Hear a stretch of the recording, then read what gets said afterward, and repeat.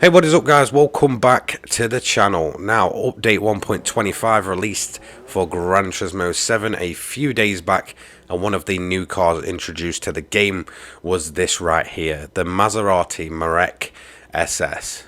Now, this car dropped with the update, and to be honest, well, I wasn't really having high hopes for this one. However, the more I've driven it, the more I've kind of got used to it. I'm finding myself actually kind of falling in love with it. It's just so quirky and so kind of one-off-ish that I really do appreciate it for what it is.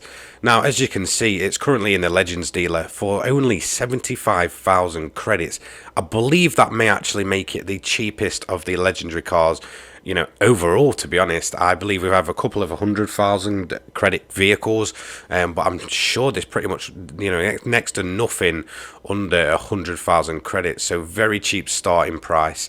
And as you can see, this one here, it has 1,137 miles on it. But let's get into a few facts about the car, some history about the car, and then we'll get into my personal review on the car within Gran Turismo 7. Now, if you've never joined me for a review of cars, it's totally dependent on the model. Mainly what we will do is do a hot lap around the Nürburgring Nordschleife layout. The car will be in its standard form, no tuning allowed, no upgrades allowed, and essentially we just do the out of the box review for the car. We see where it ranks on our hot lap leaderboard. Then, if it is possible to essentially upgrade this car a lot, it will head over to the high speed ring in Japan, or the Asia section of this game, and then we'll essentially review it there in its fully upgraded modified form. Obviously, again, to keep it level, I will have no tuning on that car, so please don't ask me for a tune for it, because, well, it has none. It's literally just upgraded to the maximum and sort of let out into the wild. Now, this car does qualify for that one, so it'll actually take place on both leaderboards for this one. So let's jump into it. So the Maserati Merak, what can I really say about this car?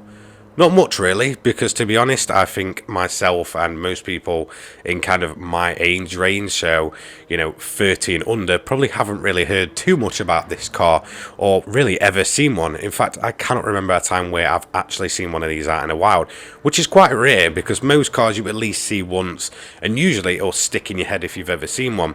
Now, this is a car, like I've said, that I've just never seen anywhere. Even at classic car shows, I don't think I've ever seen one just, you know, parked up in its full glory.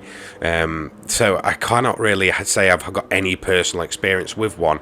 However, there is one thing I do know about this car, and one thing I very fondly remember. Now, most of you, especially from the United Kingdom, may remember this actually featured in an episode of Top Gear, and I'm talking when obviously Jeremy Clarkson and the likes were actually hosting the show. Now, it featured in the £10,000 kind of supercar special, where essentially they bought three, well, supercars, mid-engined Italian cars, I believe, for under 10 grand and under, just to see, you know, what they were really like. Now, obviously, the prices of even those cars have absolutely shot for the roof, you know, in recent years.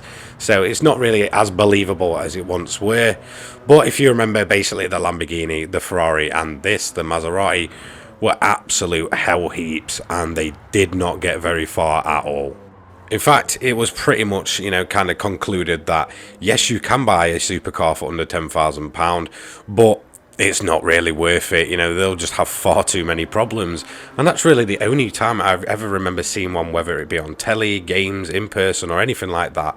You know, it's not a massively popular car.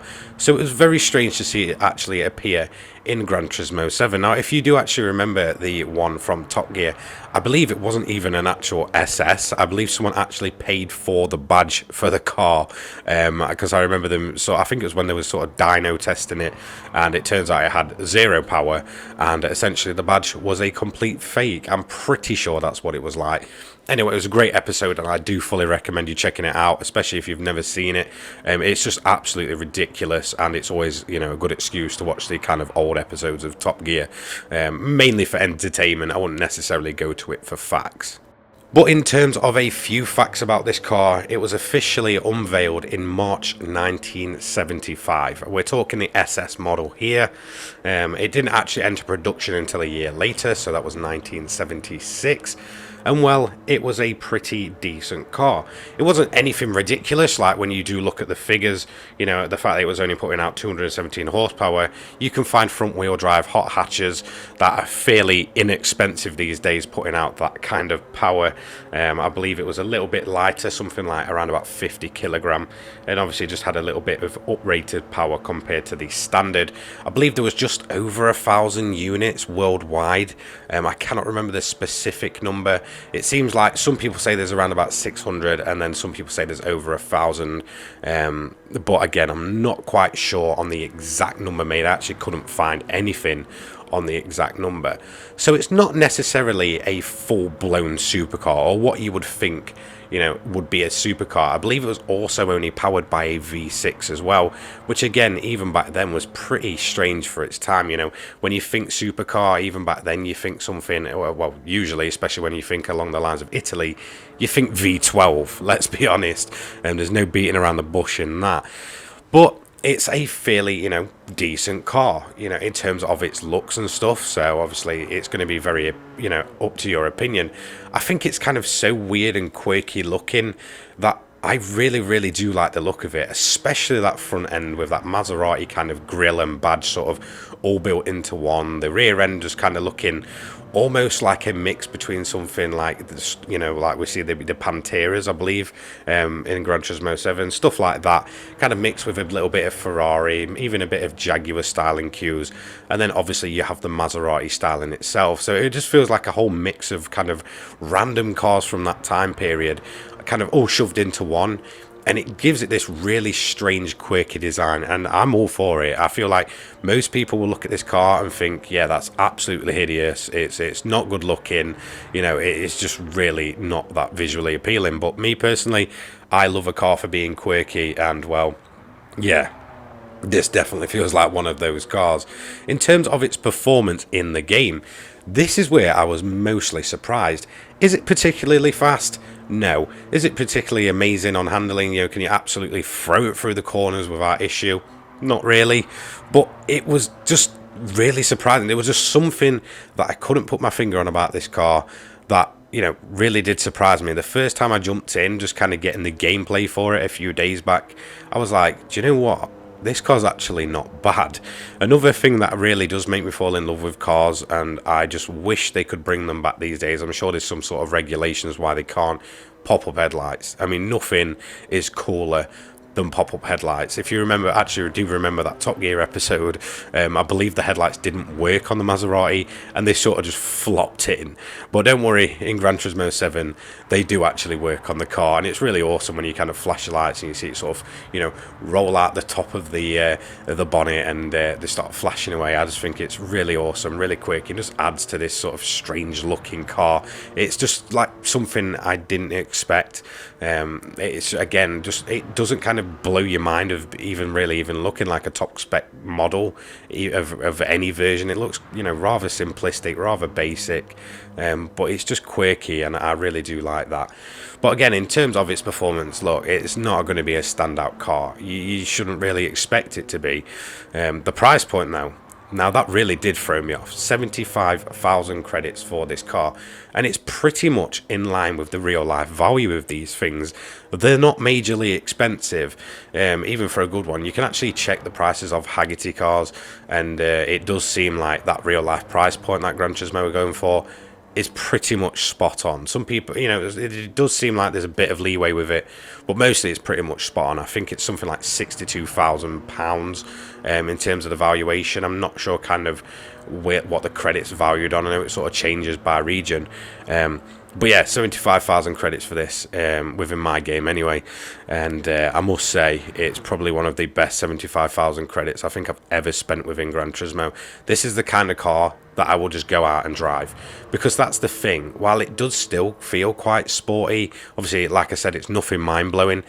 it's also got that kind of benefit of being not fast enough to be ridiculously sporty, but a decent cruiser. You know, it feels like you're cruising at a decent speed. It's enjoyable to drive. And again, like I said, it was kind of like I said with the Corvette C4. It's one of those cars that you can't quite put your thumb on. You don't know why, you know, you particularly love it. It's not necessarily massively sought after. And for some reason you just like it. And I think we've all got those kind of cars where the most opinion is like, oh, it's okay or it's average, but for some reason you just find yourself gravitating towards it. And I feel like this does sit in kind of the same category as the Corvette C4 for me. While it's not overly loved or massively appreciated, for some reason you just find yourself absolutely drawn to the car. Now, one point I really do want to make is the interior of this car. Obviously, I think it's, pretty much well known. Gran Turismo 7 is a very good looking game. And car interiors, some of them stand out as being very bland, but then some of them are just really eye-catching and actually really quite nice to be in. And this is one of them. I absolutely love the interior of this car. It's so kind of classy and sort of old school, and I just really, really love it about this car. So it really does kind of add to another reason why I absolutely enjoy it. So overall, we have completed our lap at the Nordschleife layout of the Nürburgring in 8 minutes 51.083. Not fast, nothing mind-blowing. So, what can I say? It's not going to be a, list topper or even sort of a category topper. Obviously, you can go through the sort of PP categories. Yeah, it's going to be nothing like that. Look, it's not a particularly fast lap, and it's not a particularly fast car. So overall, it comes 15th out of 17 within the 500 pp category. That's without any mistakes. It's over, around about 15 seconds or so back from the Dodge Challenger RT70, which again was not a particularly fast car, topping out about 130, I think, at most, which this can go faster, but again, it's much slower. It's much more of a cruiser, but it does still top the Pontiac GTO Judge and obviously the 32 Ford Roadster. So I decided to change that. Say hello to this. This is my fully mental Maserati Merak SS. Full racing livery, full racing parts, fully upgraded, everything as top end as possible. And well, it's a strange one, this. I cannot lie, I do not actually like driving this as much as I like driving my fully standard version. And there's a good reason for it. Obviously, I think it can be sorted, but let me explain. So, this car here, obviously, is pushing the maximum amount of horsepower I can currently get out of my Merak. I cannot get any more performance out of it. It tops out at just over around about 700 pp, and it's insanely quick. In terms of a straight line, it turns it into a full-blown race car, no doubt. But through the corners, as you can see, it's one of the strangest handling cars. It's almost like it's got a ton of grip, but it hasn't at the same time. It is so twitchy, and obviously I am trying to do it on no traction.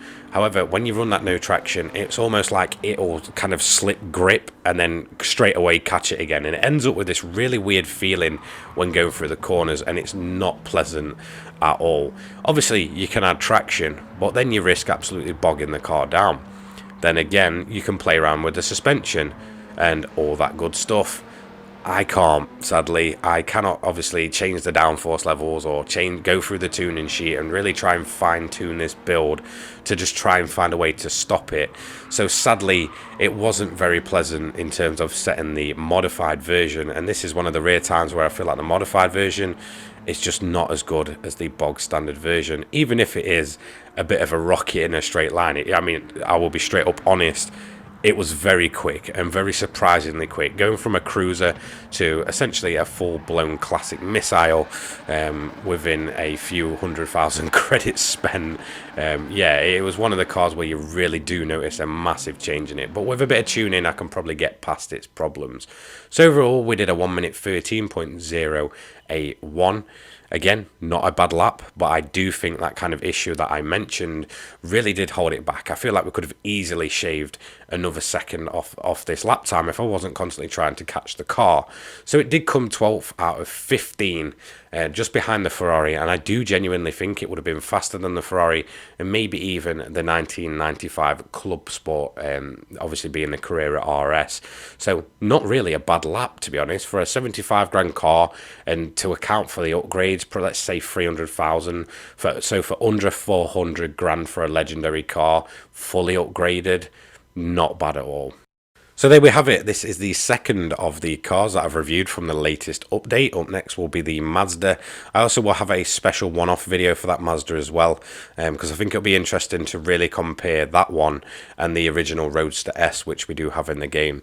Personally, for me, this is a must-buy car. There is just something to love about an underdog of a car which should mostly go ignored. Yeah, I don't really think you should ignore this one. So that's going to be it for today's video. Don't forget to like, comment and subscribe. Turn those notifications on so you do not miss an upload from me. I upload GT7 content each and every day. Don't forget to check my sponsor out in the description down below for all your controller needs. Check out the controller people. Check out my Discord. And that is going to be it. I will see you later on, guys. Take care. I wish you all the best. Peace.